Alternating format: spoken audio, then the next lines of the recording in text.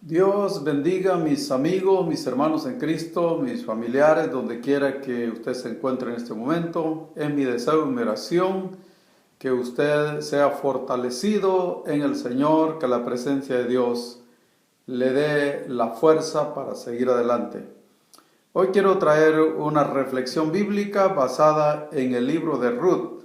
El libro de Ruth es un libro pequeño, no tiene muchos capítulos, pero es una historia muy conmovedora, en donde nosotros podemos aprender mucho acerca de, principalmente de las decisiones que se toman en los tiempos de crisis.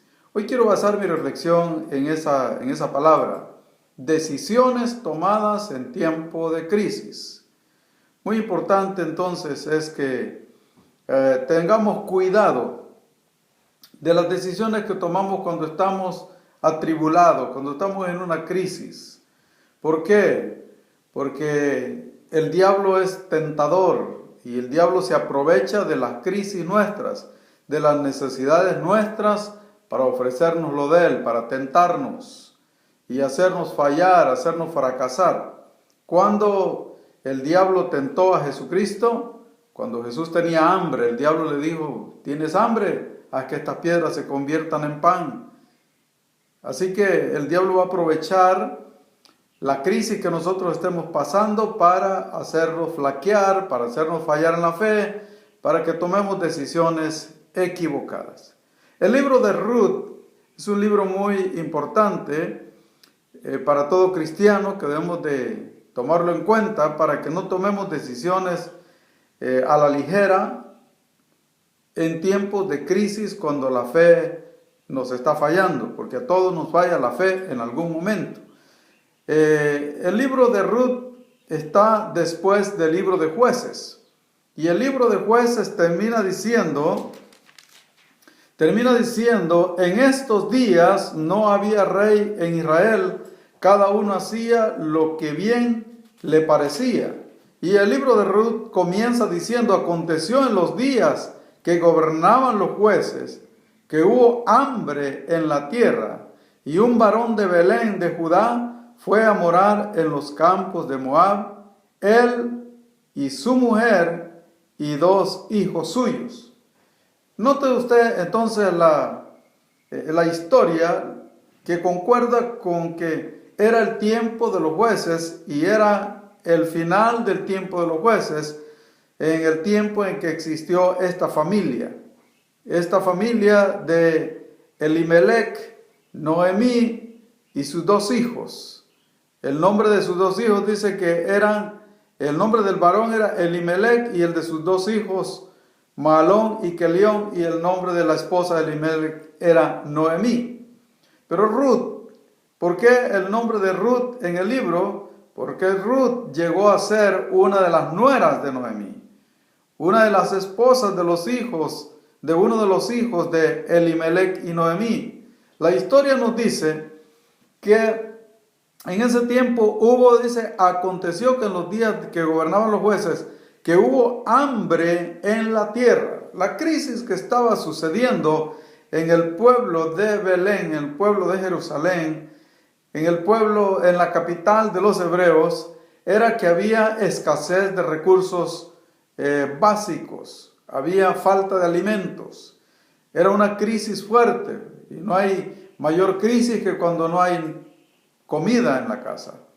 Y eso es lo que estaba sucediendo. Así que Elimelech habla con su esposa y toman la decisión de salirse del campo de los hebreos, salirse de los límites del pueblo de Dios e irse a vivir a los pueblos de Moab. ¿Quién era Moab?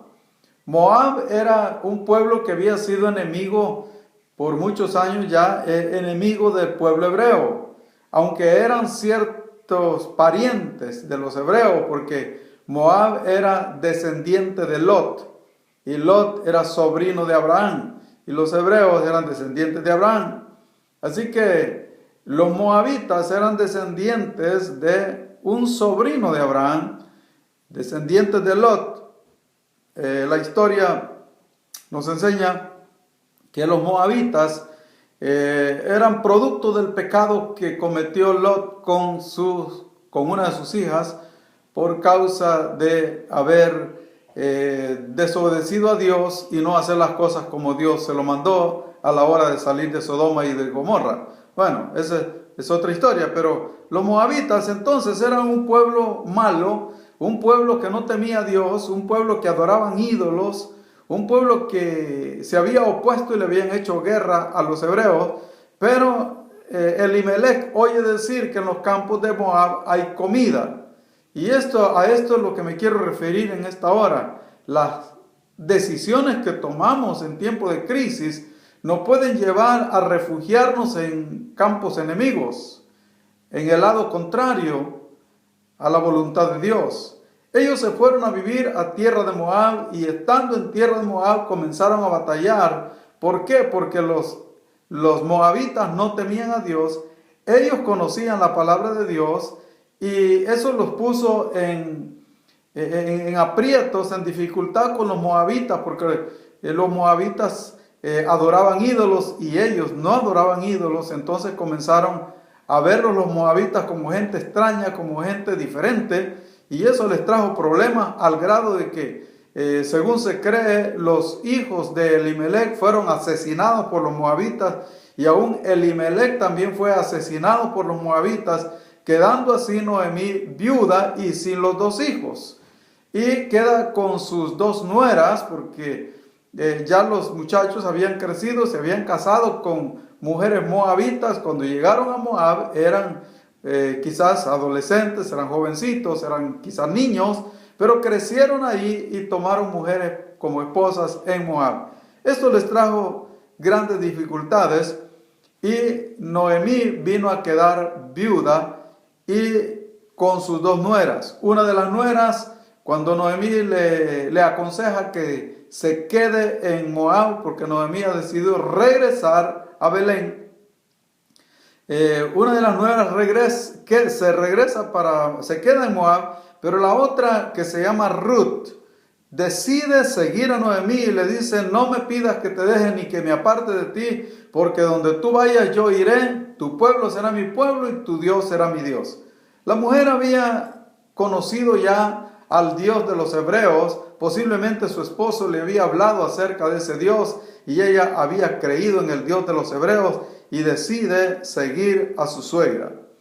Su suegra entonces, Noemí, regresa ahora a Belén. Ahora regresa sin esposo, sin sus hijos, solamente con su nuera llamada Ruth. Pero esta mujer va decepcionada y cuando regresa a Belén, las gentes de Belén salen a recibirla y le dicen: tú eres Noemí. Y ella dice: no me llamen Noemí, porque Noemí significa prosperada. Llámenme Mara, porque en amargura me puso el Todopoderoso.